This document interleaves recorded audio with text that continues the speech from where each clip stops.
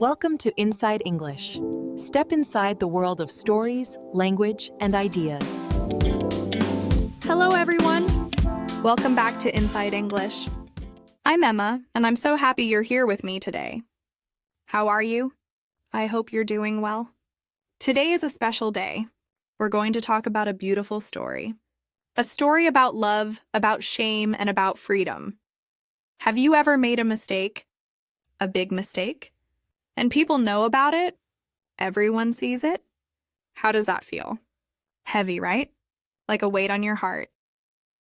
Today, we're going to explore a story about that feeling. It's a story from America, from a long time ago.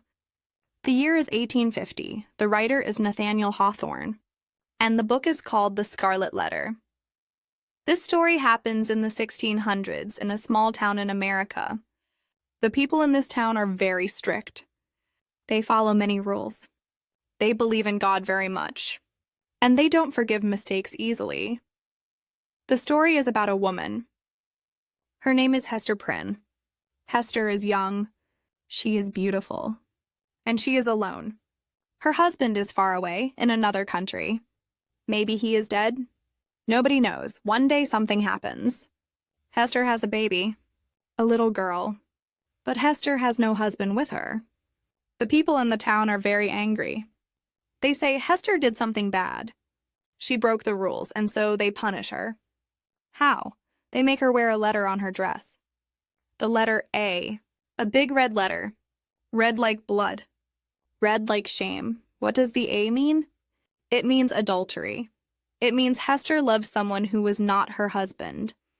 In that time, in that town, this is a terrible sin. Hester must wear this letter every day. She cannot take it off. When she walks in the street, everyone sees it. When she goes to church, everyone sees it. When she shops for food, everyone sees it. The red letter is her punishment. It tells everyone this woman made a mistake. But here is the question. Who is the father of her baby? Hester doesn't say. The town wants to know. They ask her again and again. Who is he? Tell us his name. But Hester stays silent. She protects him. She carries the shame alone. This story asks us many questions. What is shame? What is sin? Can people change? Can we forgive? Can we forgive ourselves? Hawthorne writes this story with so much feeling. He doesn't just tell us what happens. He shows us what people feel inside their hearts. He shows us pain. He shows us guilt. He shows us love. And he shows us strength. The Scarlet Letter is not just about one woman. It's about all of us. It's about the masks we wear. It's about the secrets we keep. It's about the judgments we make. In the 1600s, the town judges Hester. They see her letter and they think, she is bad.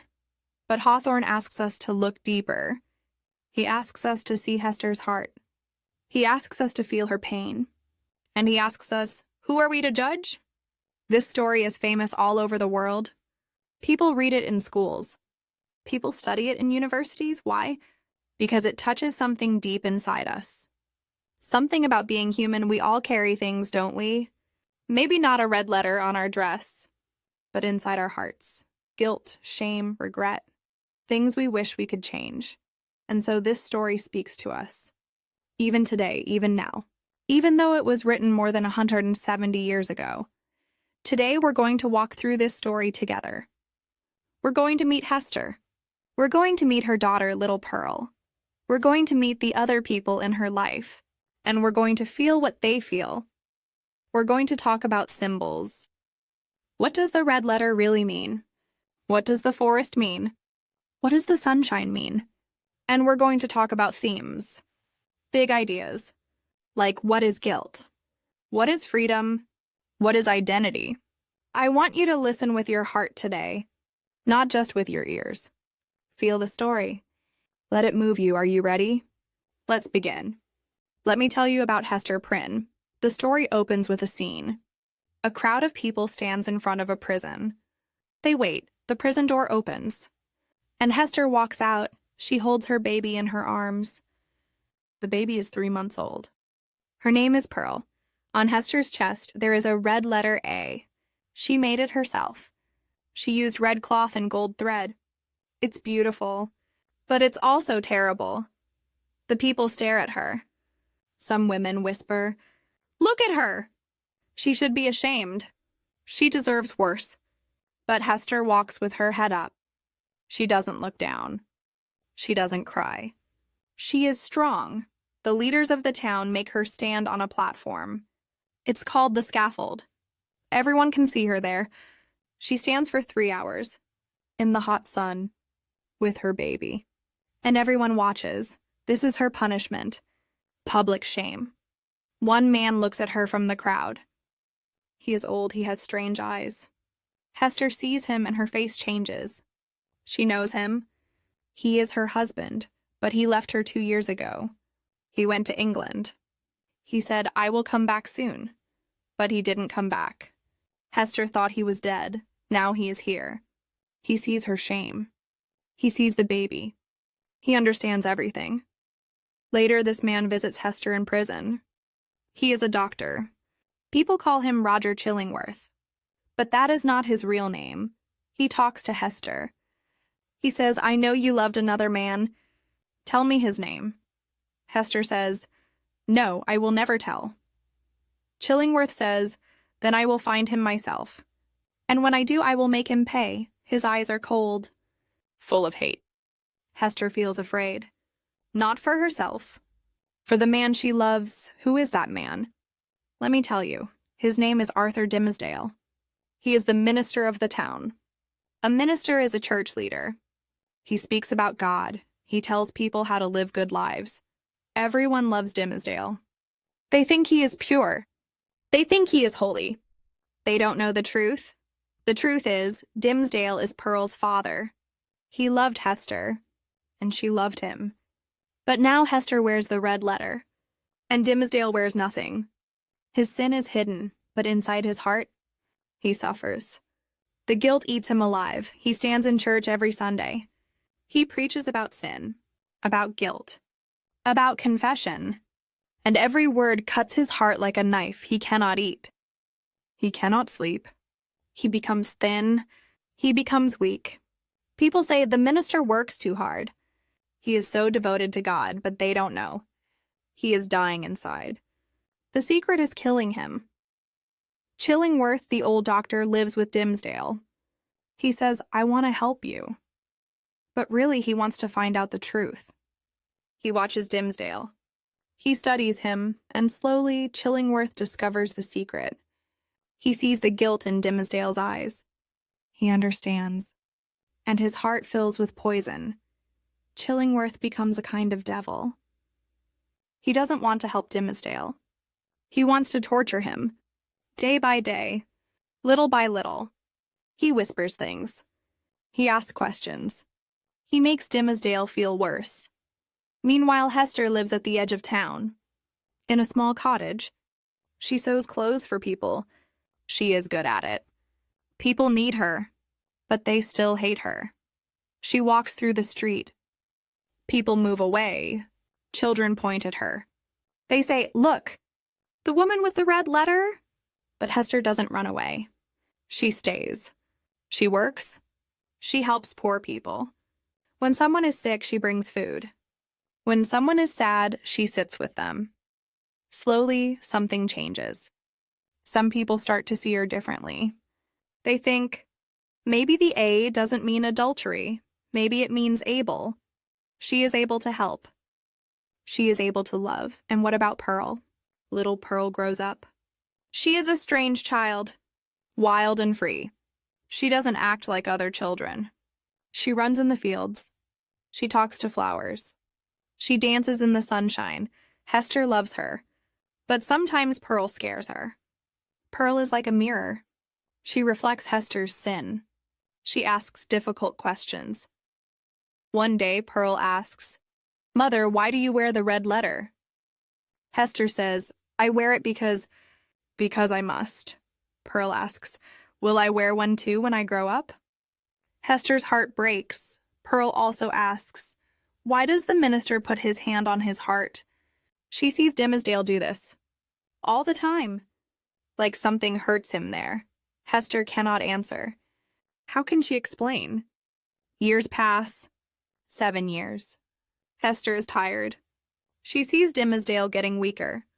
She knows Chillingworth is hurting him. She decides to act. She meets Dimsdale in the forest.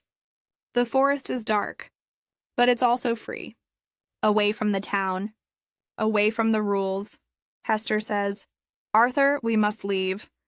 Go away, start a new life." Dimsdale looks at her. For a moment, hope shines in his eyes. He says, "Can we do that? Can we be free?" Hester takes off the red letter. She throws it on the ground. The sun comes out. It shines on her face. Pearl runs in the sunshine. For a moment, they dream. They imagine a different life. A life without shame. A life together. But Pearl sees the letter on the ground. She points at it. She cries. She won't come to her mother until Hester puts it back on. And so, Hester picks up the letter. She pins it back on her dress. The sunshine disappears. The forest becomes dark again. Can we ever escape our past? Hawthorne seems to ask. Can we ever be free? The story moves to its final moment. It's election day in the town. A new governor is chosen. There is a big celebration. People wear nice clothes. There is music. There is joy. Dimsdale must give a speech. It's the biggest speech of his life. People crowd into the church to hear him, but Dimsdale is dying. He can barely stand. His face is pale like death. Chillingworth walks beside him, holding his arm. Dimsdale gives his speech. Nobody knows what he says, but everyone feels it. They say it's the most beautiful speech they ever heard. When he finishes, Dimsdale walks out of the church. He is shaking. He can hardly breathe. He walks toward the scaffold.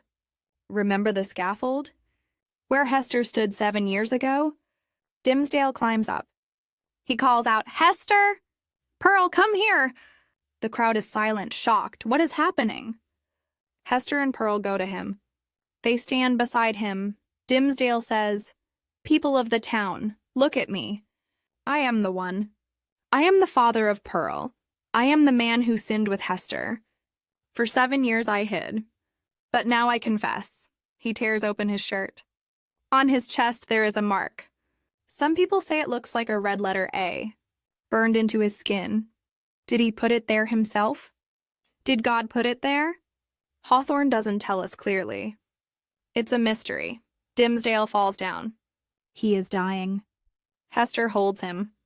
Pearl kisses his face. He says, "God is merciful. I feel peace now, finally." And then he dies. Chillingworth loses everything in that moment. His revenge is finished. He has nothing left. He dies soon after, within a year. What happens to Hester and Pearl? They disappear. They leave the town. Some people say they go to Europe. Many years later, Hester comes back. She is old now. She still wears the red letter. But she wears it differently now. It's not a mark of shame anymore. It's a mark of experience, of strength. People come to her for advice. Women with troubles. Women with broken hearts. They say Hester understands. She knows pain. She can help us. And Hester tells them, one day things will change. One day women will be free. One day love will not be punished. She lives alone in her old cottage. And when she dies, they bury her next to Dimsdale. They share a gravestone. On it, there is a red letter A. Even in death, the letter stays with her. What does it all mean? The Scarlet Letter is a story about many things. It's about sin, yes. But it's also about judgment. The town judges Hester. They think they are good and she is bad. But Hawthorne shows us everyone has secrets.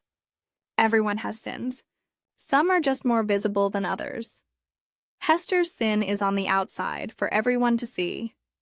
Dimsdale's sin is on the inside, eating him alive. Which is worse?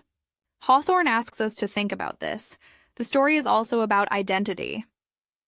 Who are we? Are we our mistakes? Are we our sins? Or are we more than that? Hester becomes more than her letter. She becomes a helper, a friend, a symbol of strength, and the letter itself changes meaning.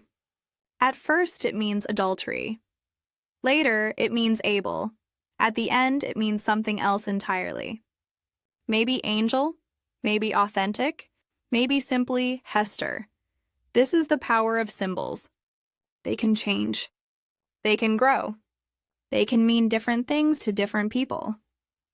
Hawthorne also talks about freedom.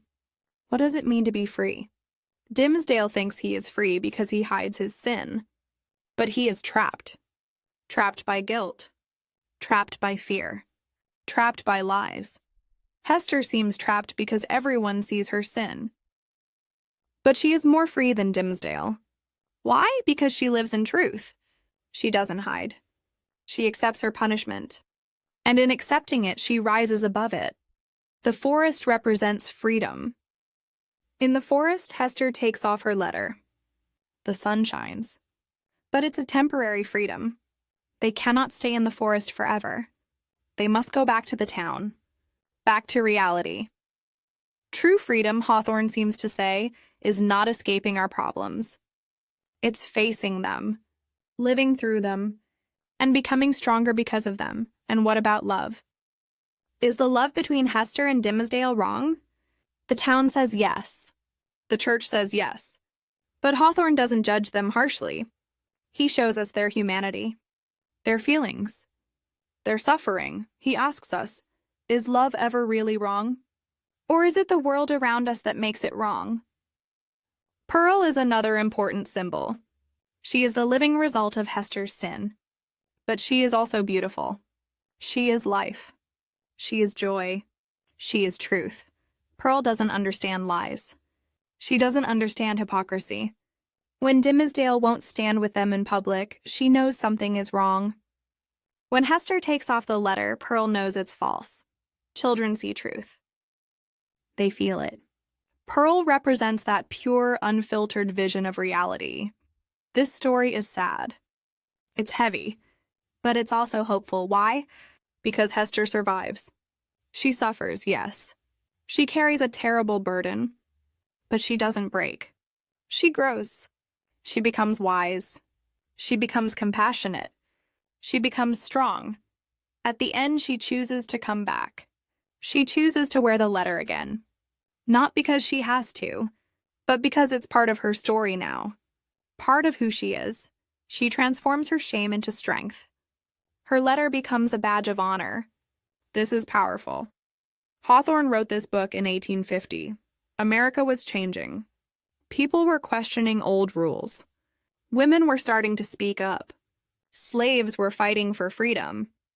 The Scarlet Letter asks, who makes the rules?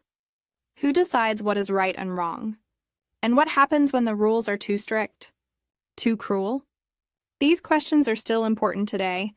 We still judge people. We still shame people. We still make people wear invisible letters. Maybe your letter is not read. Maybe nobody else can see it. But you feel it, don't you? That thing you did. That thing you said. That thing you can't forget. Hester's story tells us, you are more than your mistakes. You can grow. You can change. You can find peace, but it also tells us, be careful how you judge others. Everyone has a story. Everyone has pain. Everyone is fighting a battle you cannot see. So let me ask you, my dear listener, what would you do? If you were Hester, would you name the father? Would you share the shame? Or would you carry it alone? If you were Dimmesdale, would you confess? Would you tell the truth, even if it destroys you? Or would you live with the guilt? If you were the town, would you forgive? Would you show mercy? Or would you demand punishment? These are not easy questions. And that's why this book is so powerful. It doesn't give us easy answers. It makes us think. It makes us feel. Thank you for listening today. Thank you for taking this journey with me into the Scarlet Letter. I hope you felt something. I hope this story touched your heart. Maybe now you want to read the book yourself. I hope you do. Because there is so much more to discover. So many beautiful sentences. So many deep moments. Nathaniel Hawthorne writes with such care. Every word matters. Every symbol has meaning. Reading this book is like walking through a forest. Dark sometimes, but full of light too. Full of truth. Before we finish, I want to leave you with one more thought. At the end of the story, on the gravestone that Hester and Dimmesdale share, there are words. The words say, "On a field, sable, the letter A, gulls." This means, on a black background, a red letter A, even in death, the letter remains. But think about this. They are together now. In death, they can be together in a way they never could in life. Maybe that's the final message. Love survives.